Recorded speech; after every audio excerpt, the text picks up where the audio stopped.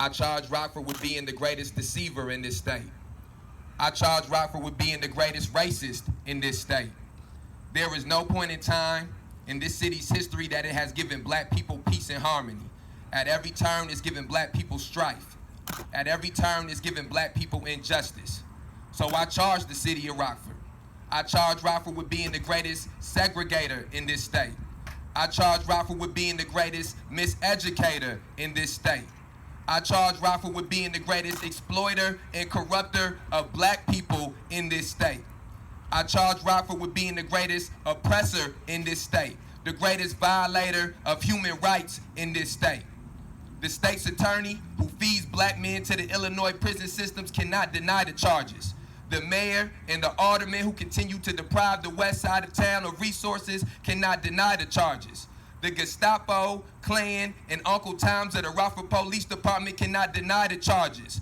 You cannot deny the charges. Me and the black people in this city are the proof of those charges. So people of the jury, I ask you to find the city of Rockford guilty as charged. Sage was a protester beat by a crooked Rockford police officer.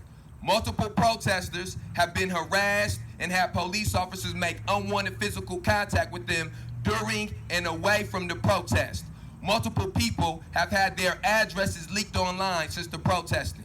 None of these things are peaceful or nonviolent. None of these things. Since we have not received peace and we have not received justice, these protests will not be peaceful. These Gestapo, Nazis with badges do not speak the language of peace. They assaulted the people who tried to be peaceful on May 30th. And to the people sending threats to me or to my allies, you will not harm me peacefully. The police will not beat me peacefully. The mayor, state's attorney, and aldermen will not be allowed to let these injustices go unpunished peacefully. There will be no peace at the courthouse. There will be no peace at the Justice Center. There will be no peace at District 1. There will be no peace at District 2. There will be no peace at District 3. There will be no peace at the mayor's house. There will be no peace at Chief O'Shea's house. There will be no peace at the state's attorney's house. No peace at Alderman Durkee's house. No peace at Alderman Gasparini's house. No peace at Alderman Thunberg's house. No peace at Alderman Frost's house. No peace at Alderman Harvey's house. No peace at Alderman Irvin's house. No peace at Alderman Thomas Kelly's house. No peace at Alderman Hoffman's house. No peace at Alderman Rose's house. No peace at Alderman Beach's house. No peace at Alderman Quinoni's, I think that's how you say it. No peace at Alderman Quinoni's house. No peace at Alderman Hanley's house. No peace at Alderman McNeely's house. And no peace at Alderman Chiarelli's house. There will be no peace at Food Truck Tuesdays. We have given them peace at Food Truck Tuesdays, going there and speaking politely, having the TV running, and no sirens. There'll be sirens every other Tuesday from now on. There will be no peace at City Market on Fridays. You will not be able to get your drinks and sit and chill and talk to each other and listen to whatever music the band playing. You will be listening to Tupac and Kendrick Lamar and Ice Cube and NWA and sirens, and that is all. No peace on your streets during rush hours on Saturdays and Sundays. No peace at Forest Plaza, which you closed before, but you will leave open next time we go. No peace at the Cherryvale Mall, which you've closed before, but you will leave open the next time we go. There's no justice in this racist, corrupt city, so there will be no peace in this racist, corrupt city. That's right. To my black brothers and sisters specifically, I want to say this.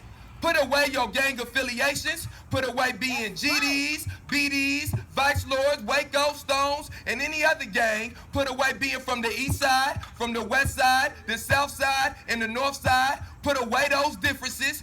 Put away those grudges with your black brother. Put away those feuds with your black neighbor. We have a common enemy. We have a common singular adversary. The white power structure in this city is our true arch rival. The white power structure that uses these so-called African-American leaders like blackface puppets to mislead and pacify the community are our enemies. The white power structure of Rockford that has one of the biggest educational segregation lawsuits in American history against it, that is our enemy. The white power structure of Rockford that has protected, promoted, and rewarded police officers who have shot black men in the back is our enemy. The white power structure of Rockford that constantly deprives the west side of town of resources is our enemy. The white power structure of Rockford that push drugs and guns into the black community for the generations, that is our enemy. The white power structure of Rockford that pits people against each other in order to make arrests and fill quotas is our enemy. That white power structure is our enemy, not one another. Let no more of our blood flow in these Rockford streets by our own hands. Let there be no more division between us over material things. No, let us have a united front and wage a righteous and justifiable war against our common oppressor. Let us, as a united front, tear down this corrupt white power structure economically and politically. Now that same power structure will listen to these words and accuse me of inciting you to violence.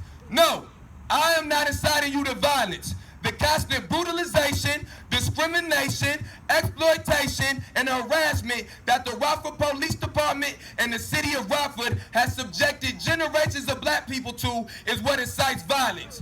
They will say that I'm inciting you to violence because the Rockford Police Department inflicted violence on the people on May 30th, and Newton's third law, if I'm correct, is for every action, there's an equal and opposite reaction, and they fear karma being delivered. But no, I'm not advocating violence. I'm advocating fighting. I'm advocating fighting oppression. I'm advocating fighting racial and social injustice. I'm advocating fighting political corruption. That's right. I'm advocating fighting systematic and institutionalized racism. So we will fight these things in the streets with marches and sit-ins. We will fight them by using direct action protesting. We will fight these things politically by removing each elected official who has the blood of May 30th victims on their hands. We will fight them in the ring of public opinion by spreading the videos, pictures that the Rockford Police Department's actions on May 30th around the world via the internet.